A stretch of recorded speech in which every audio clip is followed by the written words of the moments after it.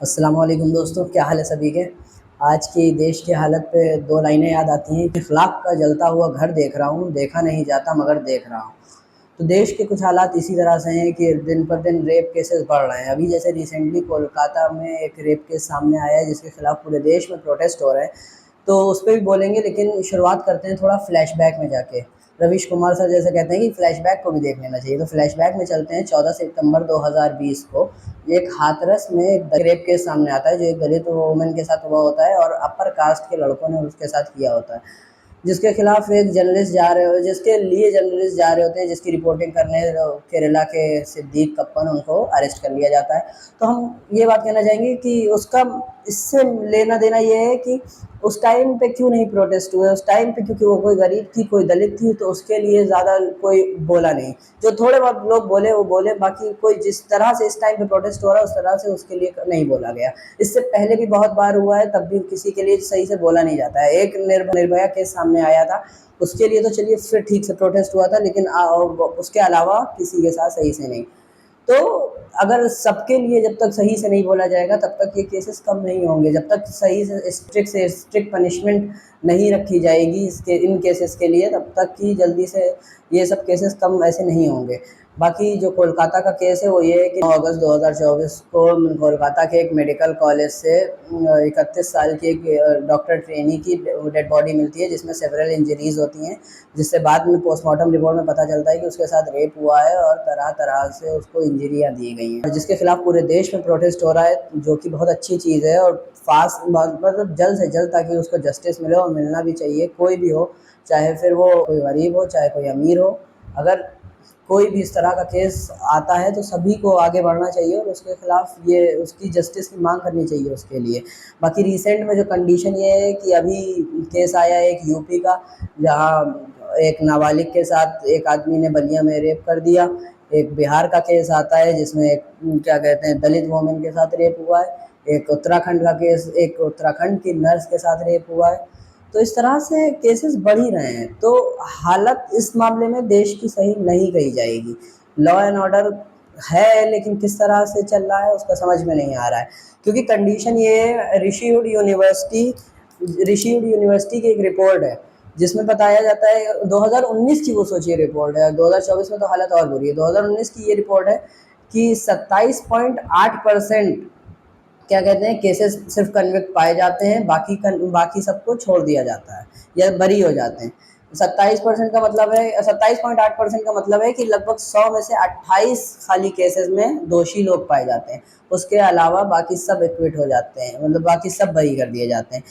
इसी पे बोलना चाहेंगे कि बिल्किस बानो का जो केस था उसमें तो कन्विक्ट लोगों को, जो दोषी पाए गए थे, उनको बरी कर दिया गया, कि उसके खिलाफ कितने प्रोटेस्ट हो गए। तो सबके लिए जब तक ये प्रोटेस्ट नहीं होगा तब तक कि इसकी ये चीज़ कम नहीं होगी। 2019 का हम एवरेज, क्योंकि तो अभी जो रिपोर्ट है वो 2019 की है, 2024 की तो बनी नहीं है। 2019 की रिपोर्ट ये है कि on an average 88 cases daily के थे, और आज तो हालत और बुरी है।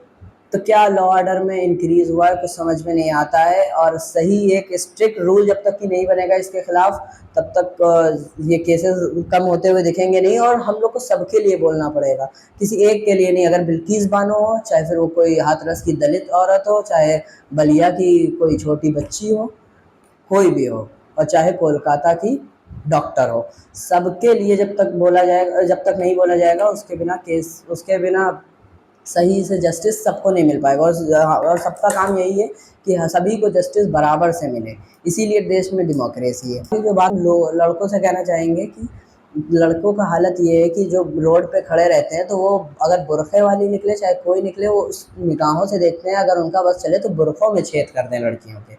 तो अपनी नज़रियात को बदलें, अपनी शख्सियत को बदलें, अपनी जज्बात को रोकें, अपने आप को काम में लगाएं। और एक सबसे बड़ी क्राइम बढ़ने की वजह ये भी है कि एम्प्लॉयमेंट नहीं है। एम्प्लॉयमेंट जितना ज़्यादा कम होता है देश में, उतना ही ज़्यादा क्राइम बढ़ते हैं। इंडिया थर्ड रैंक में वोमेंस के साथ सेक्सुअल असॉल्ट होने में। वैसे तो हमारे देश में एक स्लोगन है कि मातृ देवो भवा, लेकिन जिसका मतलब है कि वर्शिप योर मदर। तो वर्शिप योर मदर तो बात की बात है, पहले इज्जत करना तो इंसान औरतों और लड़कियों की सीख ले, उसके बाद की बातें ये सब है। तो इस पे गौर करना चाहिए और सख्त से सख्त एक रूल बनाने चाहिए। जैसे शरिया लॉ है, और इस्लामिक कोई कंट्री है और अगर शरिया लॉ है तो शरिया में ये है कि अगर किसी शादीशुदा आदमी ने किसी के साथ रेप किया है, ज़िना किया है, तो उसको इतने पत्थर मारे जाएँ जब तक वो मर ना जाए। और अगर किसी अनमैरिड ने, मतलब जो शादीशुदा नहीं है, उसने किसी के साथ रेप किया है तो उसको 100 कोड़े मारे जाएंगे और उसको देश से भगा दिया जाएगा।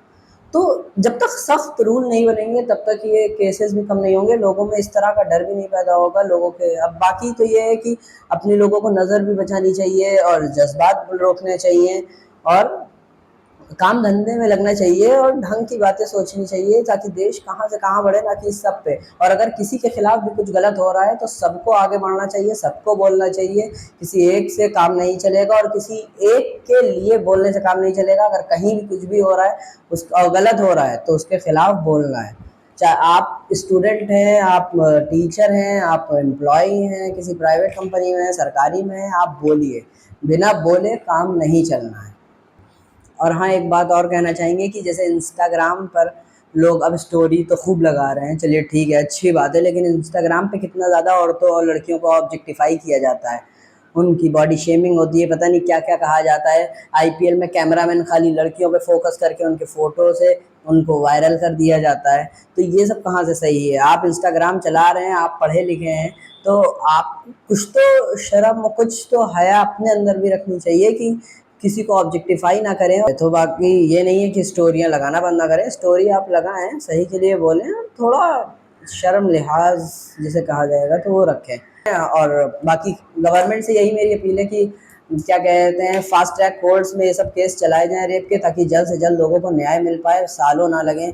एक मतलब 1 साल के अंदर तो कम से कम फैसला इन सब केसेस में हो ही जाए, ताकि सख्त से सख्त सज़ा हो और क्या कहते हैं, और ताकि केसेस ना बढ़ें।